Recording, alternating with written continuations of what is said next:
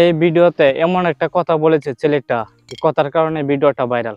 আমি আর কথা বাড়াবো না, এই ভিডিওটা আপনারা মনোযোগ দিয়ে দেখেন।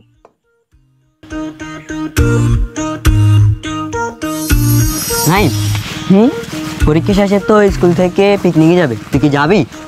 আরে এটা কি মিস হয়? আমার আব্বারে বললে তো আব্বা টাকা দিয়ে দিব। নাবিল তুই? তোরা সবাই যাবি, আমি কেমনে না যাই? আমিও যাবো।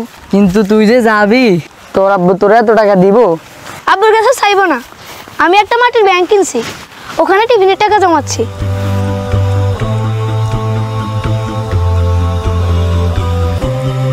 নজরুল ভাই, নজরুল ভাই, নজরুল ভাই বাড়িতে আছেন?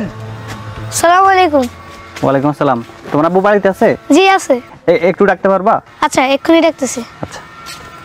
আব্বু, আব্বু জি? আপনাকে ওই যে ইমাম সাহেব ডাকতেছে। ইমাম সাহেব হুজুর আসছে? জি। দাঁড়া আমি আসতেছি। আসসালামু আলাইকুম। ওয়ালাইকুম আসসালাম। নজরুল ভাই, আমাদের মসজিদের কাজ চলছে, তো আমরা পুরো এলাকার মানুষ থেকে কালেকশন করছি, সেই সুবাদে আপনার কাছে আসা আর কি, আপনি যদি কিছু শরীক হতেন। আসলে হুজুর, আমি গত 2 মাস থেকে বেকার।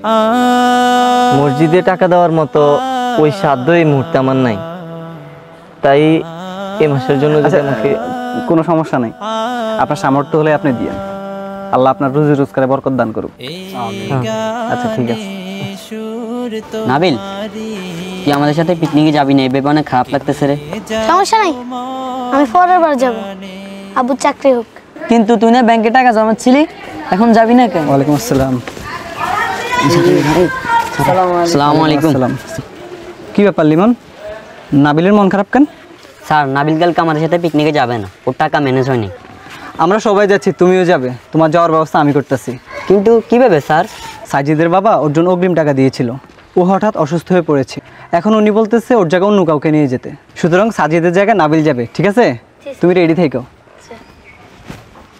আচ্ছা নাবিল, তুই তো বললি না তুই যে মাটির ব্যাংকে টাকা জমাইছিলি, ওগুলো কই?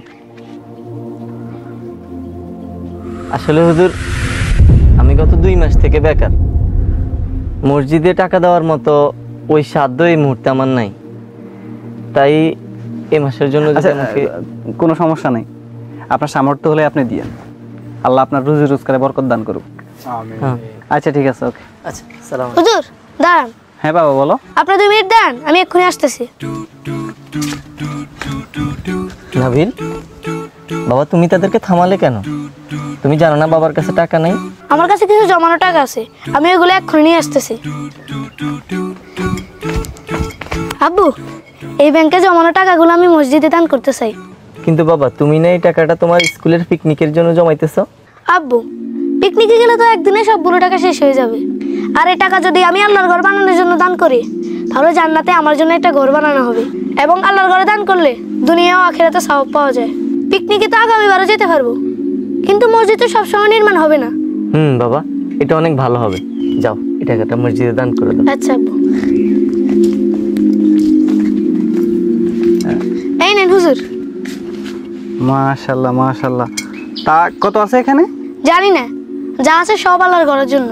না মানে যদি হিসাব জানা থাকতো তাহলে রিসিট পাঠাইতাম আর কি। হুজুর, তার সাথে কিসের হিসাব? যিনি এই হিসাবে দান করেন। ও গো প্রভু রহমান, তুমি যে দয়ার সাগর। ভিডিওটা যদি আপনাদের কাছে ভালো লাগে তাহলে লাইক কমেন্ট শেয়ার করতে ভুলবেন না।